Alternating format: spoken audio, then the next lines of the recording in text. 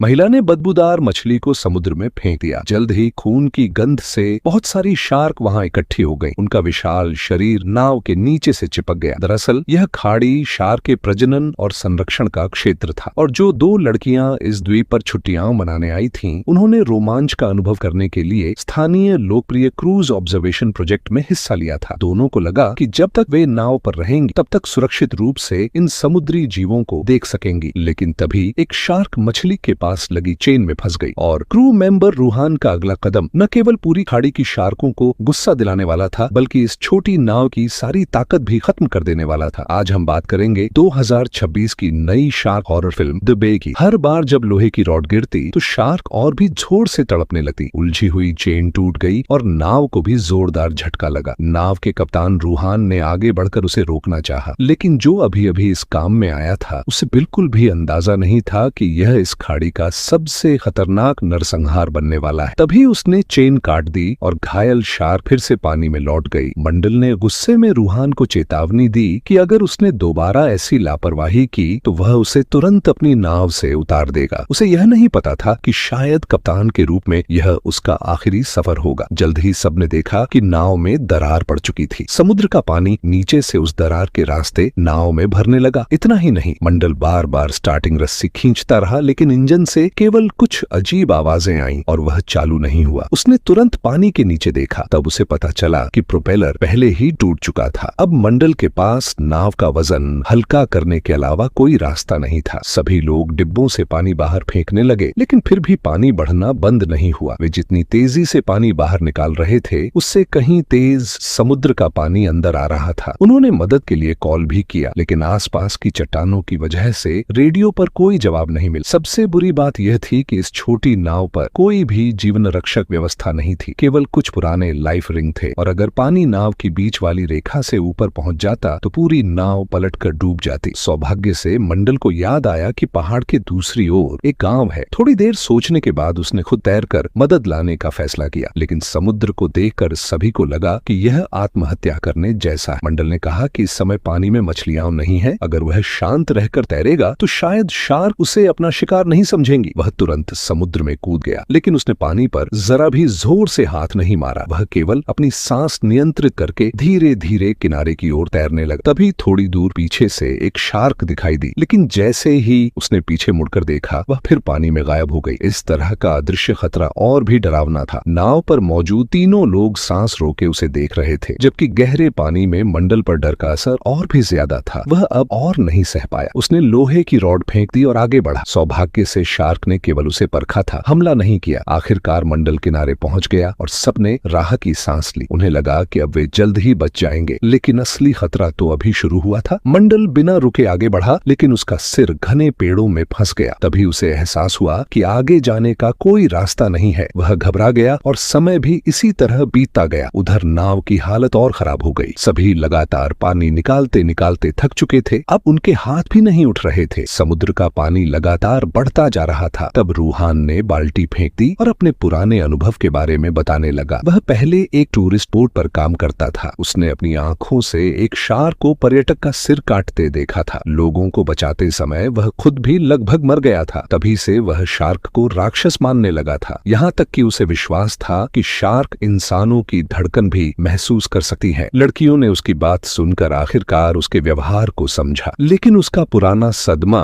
केवल उसके डर को साबित करता था। अभी जो उसने नियंत्रण खो दिया था उसे सही नहीं ठहराया जा सकता था। दूसरी ओर मंडल आखिरकार जंगल से बाहर निकल आया, लेकिन उसे छोटे द्वीप के पीछे वाला गांव अब भी नहीं मिला। उसे किनारे पर केवल एक छोटी नाव दिखाई दी। अपने साथियों की जान खतरे में देखकर उसने समय बर्बाद नहीं किया। वह तुरंत नाव को समुद्र में धकेलकर वापस लौट पड़ा। इस समय तक नाव आधी पानी में डूब चुकी थी और क्योंकि वह बंधी हुई नहीं थी, इसलिए तेज धारा उसे लगातार दूर ले जा रही थी। जब सभी को लगा कि मंडल शायद उन्हें छोड़कर चला गया है और वे निराश हो चुके थे, तभी उन्होंने उसे वापस आते देखा। मंडल तेजी से लौट आया और उसने एम्मा और लानी से पहले जाने को कहा। उसने कहा कि तुम दोनों पानी पार करके दूसरी तरफ निकल जाओ, मैं रूहान के साथ यहीं रुकूंगा। लेकिन रूहान ने उसे रोक दिया और कहा कि वह ज्यादा तेजी से काम कर सकता है। लेकिन मंडल ने कहा, इन्हें जाने दो, हम अपना ख्याल रख लेंगे, पहले इन्हें बचाते हैं, समझे? बस शांत रहो, ठीक है। लेकिन संघर्ष खत्म होने के बाद सबने देखा कि स्पीड बोट पर चढ़ते समय जो तख्ता मंडल ने नहीं बांधा था वह तेज धारा में बहुत दूर बह चुका था। आसपास का पानी भी बहुत तेज बह रहा था। अगर उस तख्ते को सही दिशा में नहीं मोड़ा गया तो वह सीधे खुले समुद्र में चला जाता। मजबूर होकर मंडल फिर से पानी में कूद गया, लेकिन इस बार उसकी किस्मत साथ नहीं थी। जैसे ही उसने तख्ता पकड़ा और वापस लौटने लगा, नीचे से शार्क ने हमला कर दिया। जोरदार झटके के साथ उसने उसकी टांग बुरी तरह फाड़ दी और आसपास का समुद्र खून से लाल हो गया। मंडल ने पूरी ताकत से तख्ते से शार्क के सिर पर वार किया, तब जाकर वह बच पाया। फिर उसने पूरी ताकत लगाकर अपने साथियों तक पहुंचने की कोशिश की। सबने मिलकर उसे वापस खींच लिया और डूबती हुई नाव पर चढ़ा लिया। इस समय उसकी टांग पर बहुत गहरा घाव था और खून रुक ही नहीं रहा था। वे केवल रस्सी से उसकी टांग कस सके, लेकिन किसी ने ध्यान नहीं दिया कि उसका खून लगातार समुद्र में बह रहा था। खून की गंध से आसपास की शार्कें बहुत जल्दी वहां पहुंच गईं। रूहान समझ गया कि अगर वह यहीं रुका रहा तो सब मर जाएंगे। यह सोचकर उसने अकेले ही दूर जाने की कोशिश की, लेकिन समय रहते सबने उसकी हरकत देख ली, लेकिन मंडल ने उसे रोक दिया। उसके दिल में हमेशा पर्यटकों की सुरक्षा सबसे पहले थी। तभी दोनों एक साथ भिड़ गए। दूसरी नाव भी अब डूबने वाली थी। तभी घबराए हुए रूहान ने मंडल के घाव की परवाह किए बिना जोर से धक्का दिया और संतुलन बिगड़ गया और वे एक साथ समुद्र में गिर पड़े। रूहान ने मौका देखकर खुद को संभाला और बाकी लोगों की पुकार की परवाह किए बिना अकेला ऊपर चढ़ गया। लानी उसे पकड़ने की कोशिश करती रही, लेकिन उसने उसे छुड़ाने की कोशिश की। रूहान अब और उलझना नहीं चाहता। उसने तख्ता जोर से मारा, लेकिन घायल लानी ने फिर भी नहीं छोड़ा। उसने एक हाथ से तख्ता पकड़ लिया। आखिरकार रूहान ने हार मान ली और दोनों फिर पानी में फिसल गए। पानी में लानी की हरकतें धीरे धीरे कम होती जा रही थीं। एम्मा को कुछ गड़बड़ लगी। उसे डर था कि पास की शार्क हमला कर देगी। वह तुरंत पानी में कूदी और पीछे से अपनी दोस्त को पकड़ लिया। उसने पूरी ताकत से उसे वापस नाव तक खींच लिया। दोनों ने मिलकर उसे ऊपर चढ़ा लिया। इस बीच रूहान बहुत दूर निकल चुका था। उसने बाकी सबको डूबती नाव पर छोड़ दिया था, लेकिन भागते समय वह ज्यादा उत्साहित हो गया। जल्द ही उसे एहसास हुआ कि वह नाव की दिशा नियंत्रित नहीं कर पा रहा है। तेज धारा उसे समुद्र की ओर बहाकर ले जा रही थी, लेकिन इस समय एम्मा की नजर दूसरी ओर थी। अभी हुई लड़ाई में लानी के शरीर में खंजर अब भी ढंसा हुआ था। एम्मा लगातार उसके घाव को दबाए हुए थी और उसे दिलासा देती रही कि मदद जल्द आएगी, लेकिन समय बीतता गया। वायरलेस में अब भी कोई सिग्नल नहीं था। लानी के शरीर का तापमान लगातार गिरता गया। उसका शरीर धीरे धीरे बेहोश होने लगा। उसने मुस्कुराकर कहा कि वह थोड़ी देर आराम करना चाहती है। फिर उसने धीरे धीरे अपनी आंखें बंद कर ली। एम्मा कितनी भी आवाज लगाती रही, लेकिन कोई जवाब नहीं मिला। जो महिला कुछ ही घंटे पहले तक हंसती खेलती फिर रही थी, वह ज्यादा खून बह जाने की वजह से अपनी सहेली की बाहों में मर गई। यह देखकर एम्मा तुरंत टूट गई, लेकिन मंडल के पास उसे शोक मनाने का समय नहीं था, क्योंकि समुद्र का पानी पूरी तरह नाव के किनारे तक पहुंच चुका था। नाव किसी भी समय शार्कों के झुंड के बीच डूब सकती थी। इससे भी बुरी बात यह थी कि उसका और लानी का खून चारों ओर फैल चुका था। आसपास की सैकड़ों शार्कें उसकी गंध से आकर्षित होकर नाव के चारों ओर चक्कर लगा रही थीं। वे केवल इस इंतजार में थीं कि कोई पानी में गिरे और वे तुरंत हमला कर दें। तो मंडल एम्मा से कहता है, तुम्हें जाना होगा, लेकिन एम्मा कहती है। दोनों के बीच काफी बहस हुई। फिर एम्मा ने सभी लाइफ रिंग और सीटें इकट्ठी की। फिर मछली पकड़ने वाले जाल की मदद से एक साधारण बेड़ा तैयार किया, लेकिन अब भी खून से लथपथ लानी के शरीर को देखकर मंडल समझ गया कि वे सुरक्षित नहीं बच पाएंगे। यह सोचकर उसने एक बेहद क्रूर तरीका सुझाया। उसने कहा कि अगर उन्हें बचना है तो लानी के शव को समुद्र में धकेलना होगा, ताकि शार्कें उसी में उलझ जाएं और उन्हें निकलने का मौका मिल सके। एम्मा ने तुरंत इनकार कर दिया। वह यह स्वीकार नहीं कर सकती थी कि उसकी दोस्त की मौत के बाद उसके शरीर को भी इस तरह नोचा जाए। लेकिन तभी शव तेजी से बहने लगा। पानी के हर हिस्से में काली परछाइयां घूम रही थीं और मंडल भी लगातार खून बहने की वजह से कमजोर होता जा रहा था। ये दोनों के लिए आखिरी मौका था। लंबे और दर्दनाक मानसिक संघर्ष के बाद एम्मा ने धीरे से लानी को गले लगाया। फिर उसने अपने ही हाथों से उसे समुद्र में धक्का दे दिया। लाइफ जैकेट पहने उसका शरीर धीरे धीरे दूर तैरने लगा। तभी एक शार्क ने उसे काट लिया और उसे पानी के नीचे खींच ले गई। उसके तुरंत बाद कई और शार्कें वहां पहुंच गईं। शरीर के टुकड़े इधर उधर बिखरने लगे। शिकार पाने के लिए शार्कें आपस में भी भिड़ने लगी। पूरा समुद्र एक पल में गहरे लाल रंग का हो गया। एम्मा ने दर्द से मुंह फेर लिया और उस साधारण बेड़े पर चढ़ गई। दोनों के निकलने के कुछ ही देर बाद नाव, जो अपनी सीमा तक पहुंच चुकी थी, पूरी तरह पलट गई। कुछ ही पलों में वह समुद्र में समा गई। अब वे चाहे जितनी कोशिश करते, उन्हें केवल बेड़े पर लेटे हुए समुद्र की धारा के साथ बहना था। लेकिन मंडल की टांग का घाव बहुत गंभीर था और थोड़ी ही देर में वह बेहोश हो गया। तभी शार्कों का झुंड फिर लौट आया। मंडल समझ गया कि अगर वह साथ रहा तो केवल अपने साथी की जान खतरे में डालेगा। इसलिए उसने खुद ही बेड़े से से दूर जाना शुरू कर दिया। अगले ही पल लानी की तरह शार्कों ने उसे भी अपना शिकार बना लिया। देखते ही देखते एम्मा अकेली जिंदा बची। सौभाग्य से जब सारी उम्मीद खत्म हो चुकी थी तभी समुद्र में एक मछली पकड़ने वाली नाव दिखाई दी, लेकिन नाव पर मौजूद लोग उसे देख नहीं पा रहे थे। एम्मा ने पूरी ताकत से मदद के लिए आवाज लगाई, लेकिन दूसरी तरफ के लोग ऐसी भाषा बोल रहे थे जिसे वह समझ नहीं सकती थी। वह बार बार यही कहती रही कि वह समुद्र में फंसी हुई है और उम्मीद करती रही कि नाव उसकी ओर मुड़ जाए। उसी समय बेड़े के नीचे से एक शार्क चुपचाप उसकी ओर बढ़ रही थी। जैसे ही एम्मा ने अपने पैरों के पास पानी की हलचल महसूस की, उसने तुरंत अपने शरीर को बेड़े के बीच में खींच लिया। विशाल शार्क बेड़े को छूते हुए धीरे धीरे निकल गई। सौभाग्य से उसने केवल कुछ चक्कर लगाए और हमला नहीं किया। आखिरकार उसकी आवाज सुनकर मछुआरों की नाव ने उसे देख लिया और उसे बचा लिया। खिड़की के बाहर शांत समुद्र को देखकर एम्मा को लगा कि यह डरावना सपना अब खत्म हो चुका है, लेकिन जैसे ही वह कमरे से बाहर निकली, सामने का दृश्य देखकर वह एक पल के लिए रुक गई। पूरी नाव अभी अभी पकड़ी गई शार्कों से भरी हुई थी। उनका खून नालियों से बहता हुआ लगातार समुद्र में जा रहा था। जिसने उसकी जान बचाई थी वही एक शार्क पकड़ने वाली नाव थी और उसे बिल्कुल भी अंदाजा नहीं था कि खतरा अभी भी खत्म नहीं हुआ है। तभी डेक के दूसरी ओर एक जाना पहचाना चेहरा दिखाई दिया। समुद्र से अकेले भाग निकला रूहान भी उसी मछली पकड़ने वाली नाव द्वारा बचा लिया गया था। उसने थोड़ी ही देर में दूर खड़ी एम्मा को देख लिया। जैसे ही उसे लगा कि एम्मा उसका सच सबके सामने ला देगी, उसकी आंखों में हत्या का इरादा साफ दिखाई देने लगा। वह चुपचाप पीछे से एम्मा के पास पहुंचा। उसका इरादा था कि किनारे पहुंचने से पहले ही इस समस्या को हमेशा के लिए खत्म कर दे। वह अचानक पीछे से उस पर झपट पड़ा। उसी समय उसने अपनी बाहों से उसका गला कसकर पकड़ लिया और उसे घसीटने लगा। एम्मा घबराकर खुद को छुड़ाने की कोशिश करने लगी, लेकिन जैसे ही उसका पैर जमीन पर पड़ी, लोहे की चेन से टकराया, रूहान ने उसे जोर से डेक पर पटक दिया। उसका चेहरा बुरी तरह फर्श से टकराया और उसकी नाक से तुरंत खून बहने लगा। रूहान की पाखंड भरी बातें सुनकर एम्मा का गुस्सा भड़क उठा। उसने धीरे धीरे जमीन पर पड़ा पहिया उठा लिया और पूरी ताकत से उसकी ओर घुमा दिया और उसे मारकर समुद्र में फेंक दी और रूहान को भी शार्क खा गया। उसने ऐसा केवल जिंदा रहने के लिए किया और इसके बदले उसे गहरे नैतिक दर्द को सहना पड़ा। लेकिन अंत में यह सिर्फ साधारण बदला नहीं था। एम्मा भले ही बच गई, लेकिन वह उस अपराध बोध से कभी मुक्त नहीं हो सकी। जब उसने लानी को समुद्र में धक्का दिया, तब भी वह अपनी दोस्त के लिए न्याय की लड़ाई लड़ रही थी और मूवी यहीं पर खत्म होती। मिलते हैं नेक्स्ट मूवी के साथ। तब